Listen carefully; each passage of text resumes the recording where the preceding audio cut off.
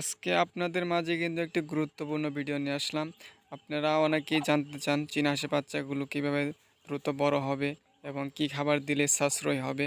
আমি কিন্তু আজকে আপনাদের মাঝে চীনা হাঁসের বাচ্চা মিক্স খাবার তৈরি করব। কিভাবে তৈরি করব, কি কি উপাদান দেব, সাথেই থাকেন, দেখতে পারবেন সবাই। বিস্তারিত আমি আপনাদেরকে সবাইকে দেখাবো ইনশাআল্লাহ।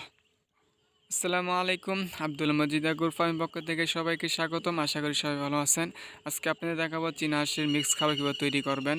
দেখতে পারতেছেন আমি কিন্তু জাউ রান্না করে দেই। আমার যেহেতু জাউ নেই, আমি কিন্তু ওই ভাত দিয়েছি। ভাত যেহেতু বড় হাঁসকে আমি ভাত খাওয়াই, সেক্ষেত্রে বাচ্চাকে দিয়েছি। আমার বাচ্চাগুলো বড় হয়ে গেছে।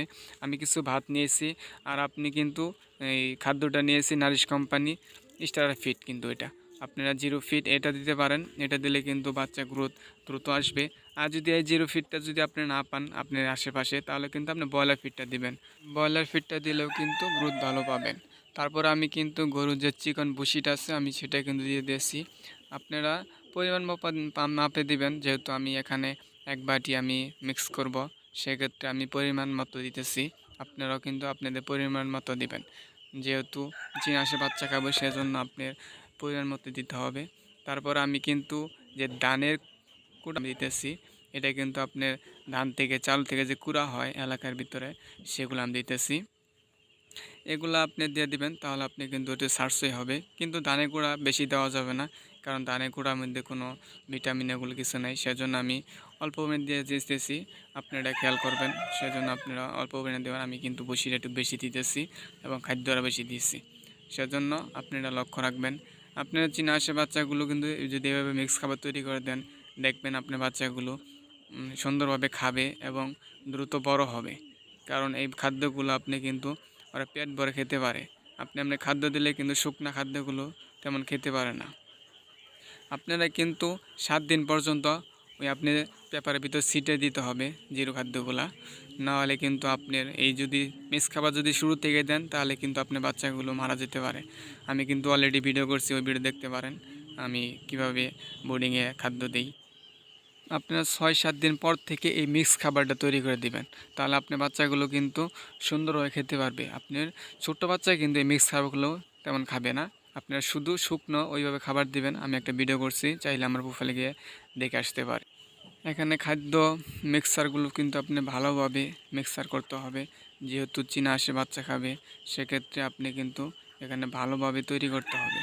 আমি দেখতে পারতেছেন আমি কিন্তু একবার বেশি পানিও দিব না, আবার কিন্তু একবার কম পানিও দিব না।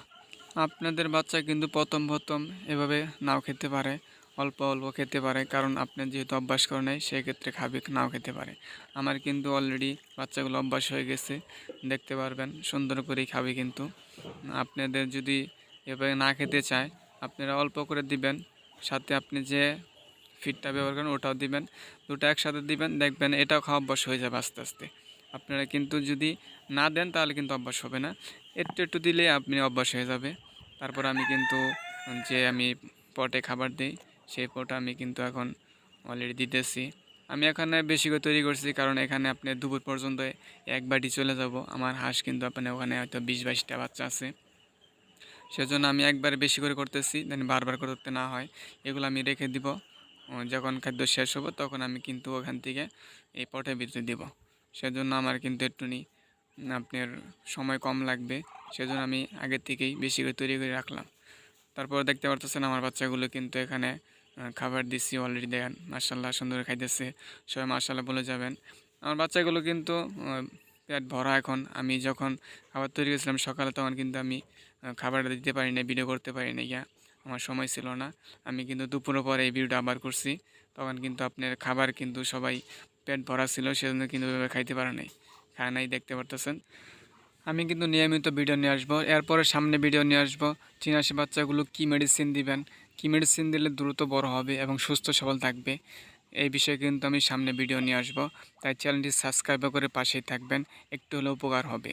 আর যারা আমার ভিডিওগুলো নিয়মিত দেখেন, সবাইকে ধন্যবাদ।